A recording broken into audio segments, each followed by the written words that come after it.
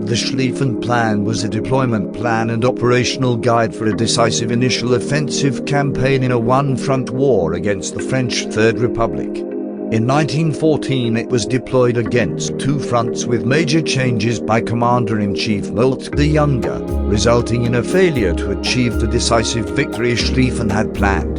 The Schlieffen Plan was the strategy for the German invasion of France and Belgium in August 1914. Field Marshal Alfred von Schlieffen was the chief of the Imperial Army German General Staff from 1891 to 1906, devised a deployment plan for a winning offensive in a one-front war against the French Third Republic. After the war, German historians and other writers described the plan as a blueprint for victory. Some claimed the plan was ruined by Colonel General Helmuth von Moltke the Younger, the commander-in-chief of the German army after Schlieffen retired in 1906, who was dismissed after the First Battle of the Marne.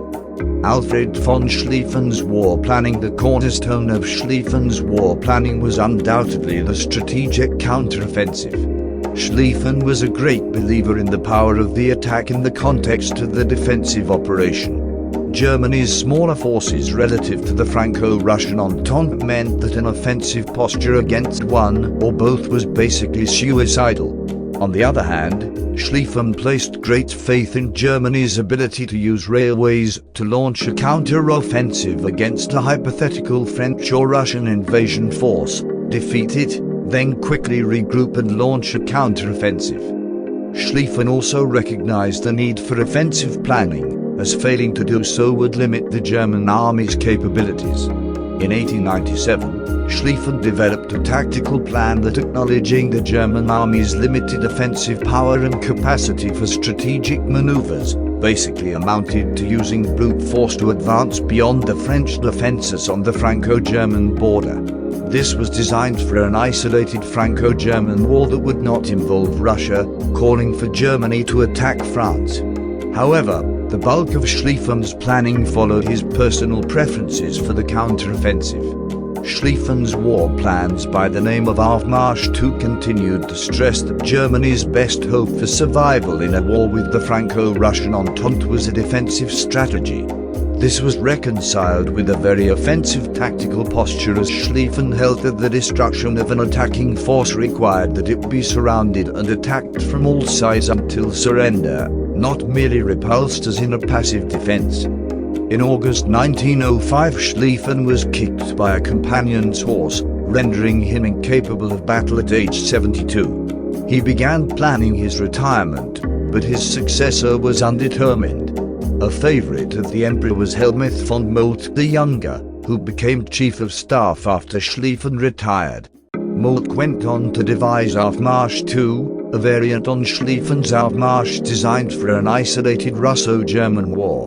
Schlieffen seemingly tried to impress upon Moltke that an offensive strategy against France could only work in the event of an isolated Franco-German war, as German forces would otherwise be too weak to implement it.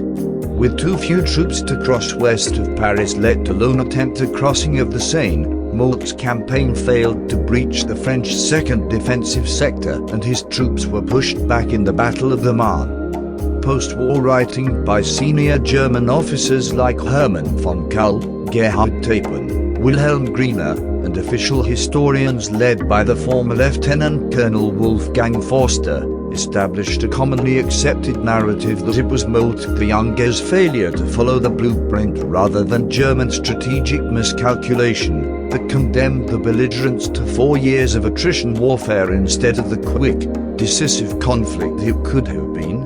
Deployment of the Schlieffen Plan. At the outbreak of World War I, 80% of the German army was deployed as 7 field armies in the west according to the plan Aufmarsch II West. However, they were then assigned to execute the retired deployment plan Aufmarsch I West from the Schlieffen Plan.